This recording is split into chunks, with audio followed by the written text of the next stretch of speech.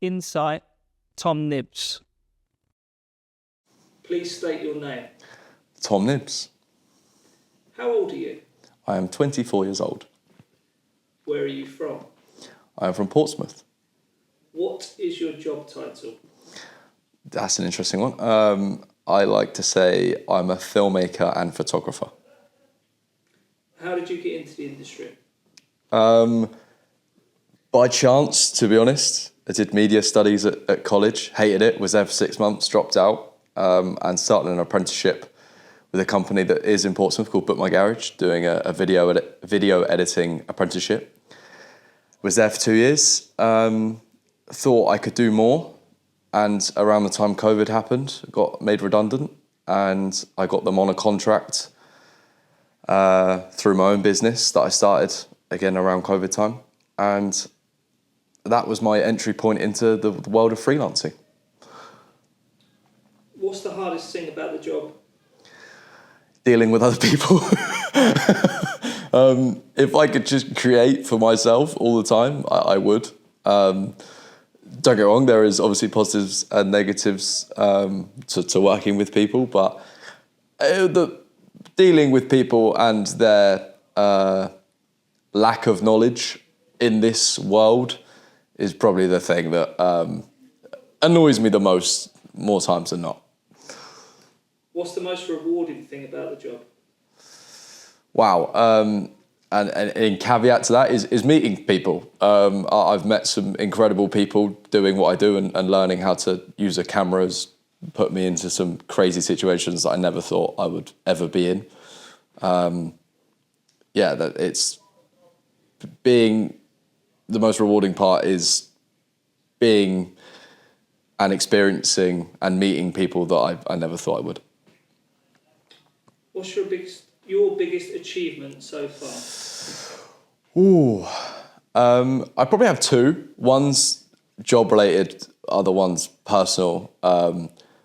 Is being freelance still. I've been doing this for 5 years now. I feel like every day that's an achievement because of the current climate, and the next job isn't guaranteed. So just sustaining this for 5 years is a pretty massive achievement, I think. Yeah. And work-wise, I've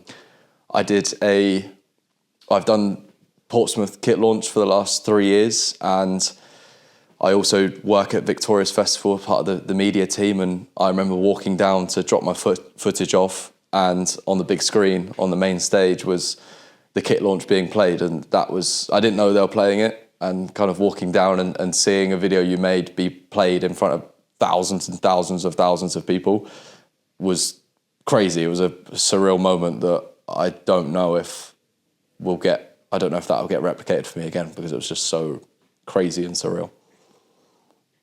Nice. What would you tell your younger self?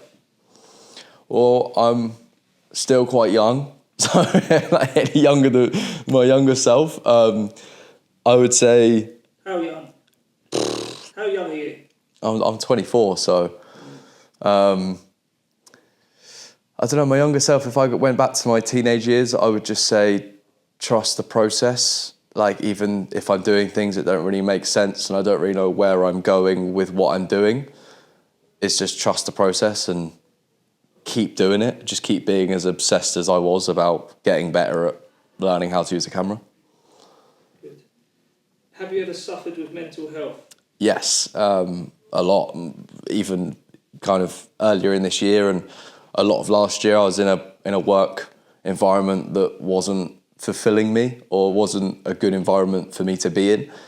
And last year I was in a pretty tough spot. But as time goes on, as the months go on with people around me, it gets better, and talking about it a lot and working through it and learning about yourself helps. But yeah, definitely, 100%. What do you dislike in people? That's a very good question. I'd probably say people who don't listen, people that don't... Sorry, what did you say? You're nearly going to get me there. But yeah, people that don't listen, people that don't look like they're interested at all in what you're saying always bugs me. because I just think, what's the point of having this conversation? I feel like you can learn so much from meeting new people, especially in the creative world and the kind of the situations that I find myself in. Everyone is interesting, everyone does have a cool story, and it just annoys me when someone's just in a conversation for the sake of it. It's just like, what's the point? Do you socialise often? I would want to socialise more than I do. I work a lot. I mean, I'm at my desk every day for like 12 hours a day, and that's not an exaggeration. I literally sit there. My girlfriend is a good escape for me in terms of we go out and do a lot of things. I think without her, I probably wouldn't that much, if I'm honest. My head is always so down and just on to the next thing and how can I improve what I do. Do you keep fit? I used to. Football was always my life until work got too busy at the end of 2023. And then now I've gone to the gym in bits parts. I've run a tiny bit, played football where I can down the park, but not as much as I should. I do think that links to the mental health side of things. I think if I did keep myself more fit, I think that would be less of a thing. What's your perception of the world right now? Wow. It's quite a scary place, I think, for many different reasons. I think the current financial state of everything is a bit worrying and scary for someone like myself who's trying to save up and move out and start that next part of my life. It's a bit challenging just because of the cost of things. And then obviously with everything else that's kind of going on in the world that's horrendous, isn't great. So it's definitely scariest it's been in my life, I think. Do you feel loved? Very much so. My family are amazing. I couldn't ask for better people around me. My parents, my brother, my friends, girlfriend. Yeah, I feel the most loved I think I've ever felt, to be honest. Good answer.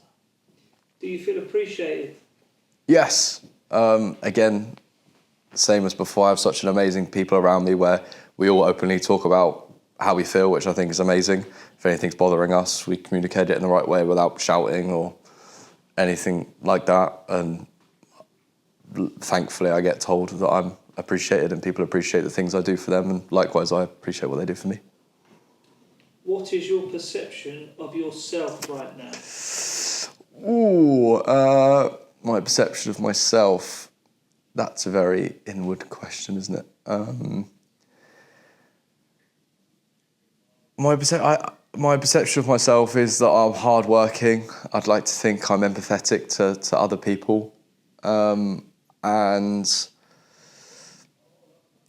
I'm a nice person to be around, hopefully. You're not too bad. You're not too bad. What advice would you give to people in your industry? Make free things, make free videos, do stuff for free, because you don't know what the next thing leads from that. My whole career was based on doing fashion photo shoots for anyone that wanted to jump on board.